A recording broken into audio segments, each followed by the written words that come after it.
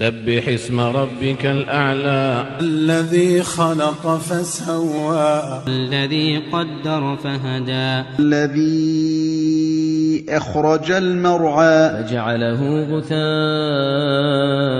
أحوى. سنقرئك فلا تنسى إلا ما شاء الله إنه يعلم الجهر وما يخفى. ونيسرك لليسرى فذكر إن نفعت الذكرى سيذكر من يخشى ويتجنبها الأشقى الذي يصلى النار الكبرى ثم لا يموت فيها ولا يحيا. قد أفلح من تزكى وذكر اسم ربه فصلى بل تؤثرون الحياة الدنيا والآخرة خير وأبقى.